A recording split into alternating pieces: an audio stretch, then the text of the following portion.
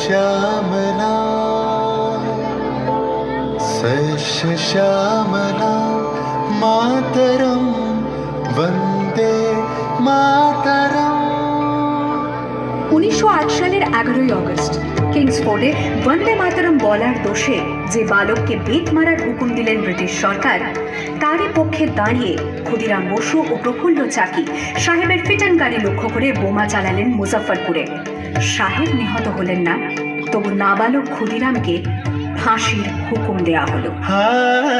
জননী গুলো তুলে বক্ষে শান্তনু বাস দেহ তুলে চোখে কাঁদিছে তব চরণ তলে ৩০ কোটি নর নারী।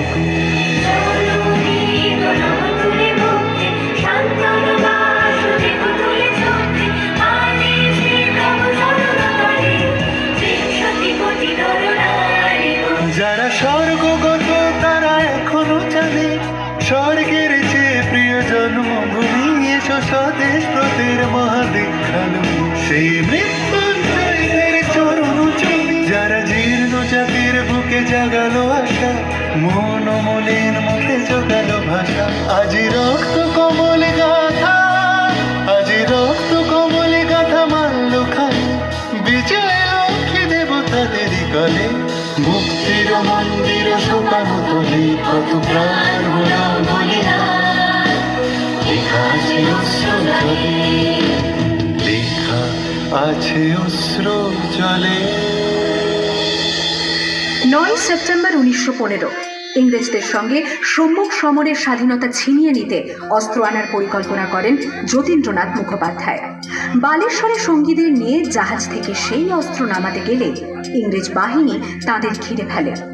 মরিবালমের তীরে লড়াই বাঁধে বিরাট ইংরেজ বাহিনী বনাম বাঘা যতীন ও তার 4 সতীর্থদের। এককালে শুধু ভোজালি হাতে যিনি বাঘ মেরেছিলেন, সেই বীর সেদিন লুটিয়ে পড়লেন। আমি হাসি হাসি পড়ব ফাঁসি দেখবে ভারতবাসী ও মা হাসি হাসি পড়ব ফাঁসি দেখবে ভারতবাসী। একবার বিদায় দে মা ঘুরে আসি। 18 এপ্রিল 1918 মাস্টারদা সূর্য সেন ও তাঁর 65 জন শিষ্য মিলে পরিকল্পনা করে চট্টগ্রামে ব্রিটিশ পুলিশের অস্ত্রাগার লুট করেন এবং তারপরে লুকিয়ে আশ্রয় নেন জালালাবাদ পাহাড়ে। এর 4 দিন পর ব্রিটিশ বাহিনী খুঁজে বার করে মাস্টারদা ও তাঁর সঙ্গীদের। সেদিনের অস্তমিত সূর্য ছিল সূর্য সেনের রক্তের আহ্বান শোনো আহ্বান আসে মাঠায় বন পেরিয়ে দুস্তার বাধা প্রস্তার ফেলে বন্যার মতো বেরিয়ে। আহ্বান শোনো আহ্বান আসে মাঠায় বন পেরিয়ে দুস্তার বাধা প্রস্তার ফেলে বন্যার মতো বেরিয়ে। যুগ সঞ্চিত শক্তি দিয়েছে সারা হিমগিরি সমলকি সূর্যের ইশারা। যাত্রা শুরু হচ্ছে ছোটে দুর্বার বেগে তটিনী উত্তাপ তালে উত্তাপ নাচে মুক্ত শতনটিনী। যাত্রা শুরু হচ্ছে ছোটে দুর্বার বেগে তটিনী উত্তাপ তালে উত্তাপ নাচে মুক্ত শতনটিনী।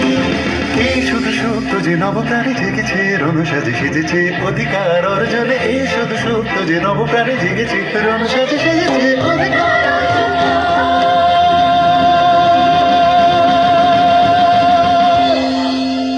8 ডিসেম্বর 1930 বিনয় বসু, বাদল গুপ্ত, দীনেশ গুপ্ত সাহেবী পোশাকে ট্যাক্সি থেকে এসে নামলেন রাইটার্স বিল্ডিং এর সামনে। সোজা উঠে গেলেন দোতলায়। সামনেই সিমসনের ঘর। দ্বাররক্ষীকে ঠেলে ঢুকে গেলেন ভেতরে। বন্দুকের আওয়াজে গর্জে উঠল রাইটার্স। লুটিয়ে পড়লেন সিমসন। এরপর রাইটার্স বিল্ডিং এর অলিন্দ বারবার গর্জে উঠল বিপ্লবীদের গুলির শব্দে। তারপর টেগার্ট সাহেব তার বাহিনী নিয়ে ঘিরে ফেললেন বিনয়, বাদল, দীনেশকে।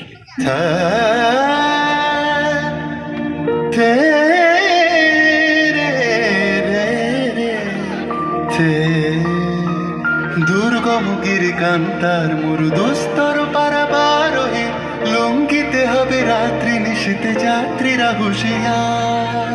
24শে সেপ্টেম্বর 1932 মাস্টারদা সূর্য সেনের মন্ত্রে দীক্ষিত প্রীতিলতা ওয়াদেদার 15 জন সশস্ত্র বিপ্লবীকে নিয়ে পাহাড়তলি ইউরোপিয়ান ক্লাব আক্রমণ করে আগুন ধরিয়ে দিলেন। ভারতীয় ইতিহাসের স্বাভিমানী মহারানীদের মতো নিজের আত্মমর্যাদা অক্ষুণ্ণ রাখতে সেদিন প্রীতিলতা ওয়াদেদার পটাশিয়াম সায়ানাইড খেয়েছিলেন ব্রিটিশ পুলিশদের সামনে। ফুলিতেছে তরি ফুলিতেছে জল ফুলিতেছে মাঝে সেই আছে বালিতে ধরিবে হাল আছে কালীন মন। কে আছো জোয়ান হও আগোয়ান আঁকেছে ভবিষ্যৎ, এ তুফান ভারী দিতে হবে পারি নিতে হবে তোরি পা। দুর্গম গিরিকান্তার মরু দুস্তর পারোহী লঙ্ঘিতে হবে রাত্রি নিশীতে যাত্রীরা হুঁশিয়ার। 29শে সেপ্টেম্বর 1942 তমলুকের মাটিতে কয়েক হাজার ভারতীয়কে নিয়ে যিনি পুলিশ স্টেশন ঘেরাও করার লক্ষ্যে হেঁটেছিলেন, সেই সত্তরোর্ধ্ব মাতঙ্গিনী হাজরা পুলিশের নির্মম গুলিচালনা ও লাঠিচার্জ সত্ত্বেও তার হাতের পতাকাটি মাটিতে লুটোতে দেননি। আর ঠিক তার পরের বছর 1943-এর 30শে ডিসেম্বর জাপান সরকারের অধীনে থাকা আন্দামান দ্বীপ সেদিন হস্তান্তর করা হলো ইন্ডিয়ান ন্যাশনাল আর্মিকে। পোর্ট ব্লেয়ারের মাঠে তিরঙ্গা পতাকা তুললেন সুভাষচন্দ্র।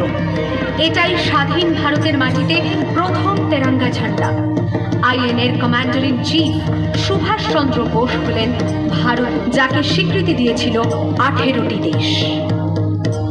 যদি তোর ডাক শুনে কেউ না আসে তবে একলা চলো রে।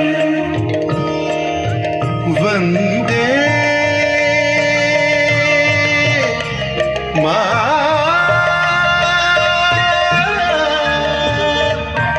मातरम, वंदे वंदे मातरम।